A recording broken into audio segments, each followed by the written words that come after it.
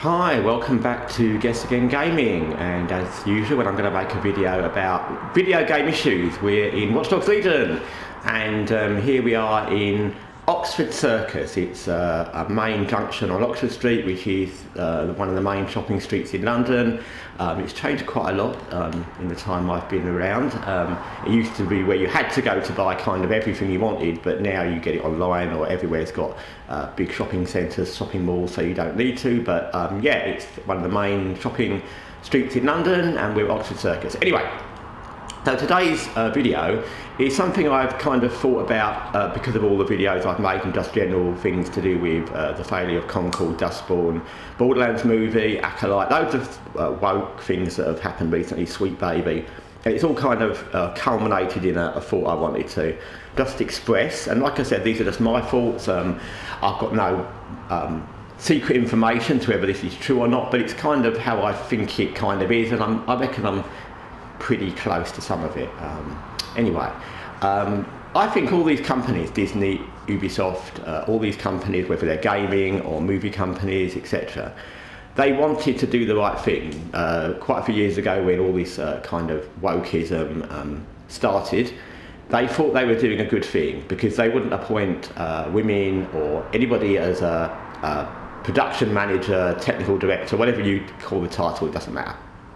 They wouldn't have appointed them if they thought they were rubbish and they would do a bad job and lose their money. That makes sense, that's obvious. And they appointed these people thinking they were doing a good thing, a good PC thing, a good image thing for their company by appointing these people.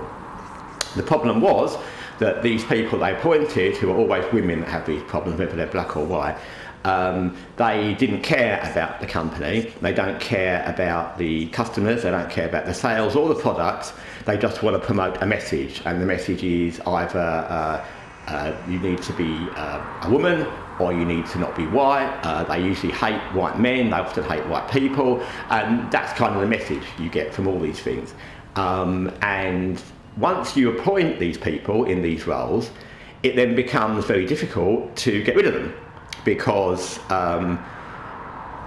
if you get rid of somebody nowadays, especially, a lot of people won't care. A lot of people don't care about the background. People who don't play games, they won't care about the background. So gaming, if you got rid of someone high up at one of the gaming companies, publishers, that was a woman or a black woman, or anyone criticises Sweet Baby, that's a black woman who runs that, she's the CEO, then you'll be called racist or sexist.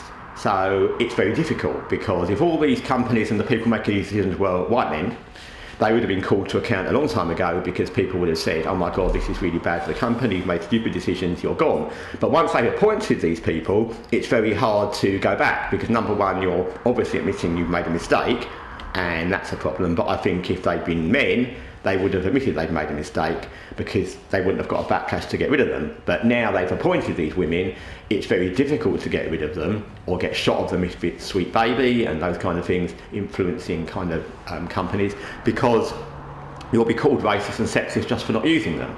And it doesn't matter why you do it, it doesn't matter if you can show how badly they've influenced your company, how bad the decisions they've made, what they've told you to invest in, the movies, the games, you'll still be accused of being racist and sexist, which is how it is.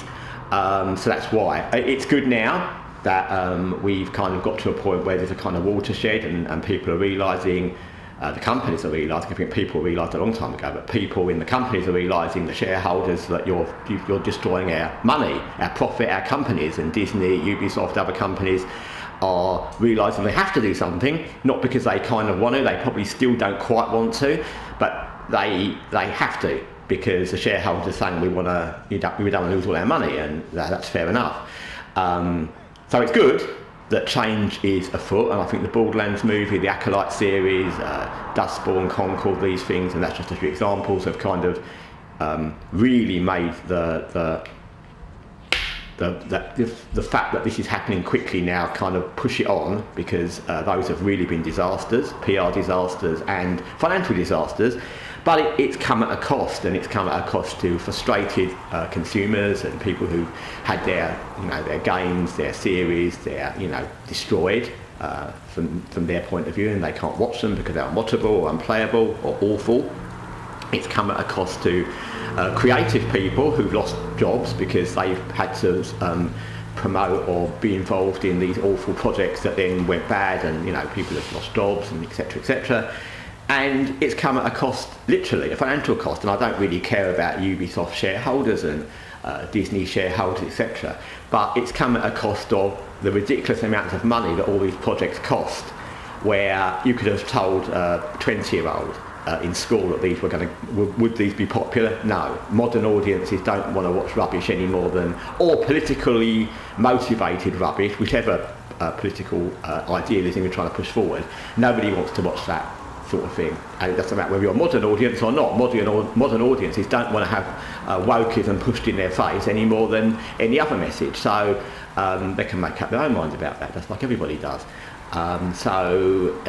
It's sad the amount of money that's been wasted, and I say wasted not because of the shareholders, but because if you just take the budget for Concord or the budget for Borderlands, that money could have been spent on decent projects, whether they were indie projects or decent projects of gaming or series or movies, or it could have been spent on, these woke activists think everyone should be considered and blah, blah, blah, blah. They actually don't. They've got their own agenda of who shouldn't be considered. But anyway, theoretically, they could have used that money to help people that are disabled, people that are in need, women in crisis shelters, people abroad who can't afford drinking water, people who can't afford to pay for their health insurance, whether they be women, men, black, white, green, whatever. But they didn't. They just wasted this money on their vanity projects. And another thing this proves, categorically, is that once you get people in power, it doesn't matter whether you're a black woman like the lady at Sweet Baby, or you're Kathleen Kennedy is her name at Disney, or you're someone at one of the gaming companies, you still get power crazy. Being a power crazy person and thinking you can do what you want and it doesn't matter is no different if you're a woman or if you're black or if you're a black woman. It's no different, because the minute these people have got power, they've just become crazy with power and they think they can do what the hell they want, and they don't care about the consumers or what anybody says, and they'll argue their point till they go down with the ship because they can't admit they're wrong. And that's what I mean. It's just made a point actually that it doesn't matter who is the leader, and this will count anything in the world. It doesn't matter who's the leader, because once you become a leader, you'll become power crazy, you'll become influenced by your own ideals and what you want as a person, and whether that's good or bad, it's no different to what men would do. So women have proved that they're no more capable of making rational decisions once they get power, because they will do the same thing. And that's not against women or against anyone, it's just the fact that it's the same. Women and men, as I've always thought, are the same. If you give women power, men power, black people power, Asian people power, it doesn't matter who you give power to. In that group, each one of those groups, there'll be people who will abuse it. Not all the people, not all white men will abuse power, not all white women will abuse power, not all black women will abuse power, blah, blah, blah. But in each group, there'll be as many people who will become power crazy and want to do what they want to do as in any other group. And that's been borne out by all this wokeism and all the things that have happened. So it's kind of all a bit sad. And it's sad that it's taken this much time and this much wasted talent and money to get to this point. But hopefully we are getting to a watershed of wokeism now. Anyway, thanks for watching Guessagaingaming. It's now started raining, so I feel I should go inside. Anyway, take care till next time.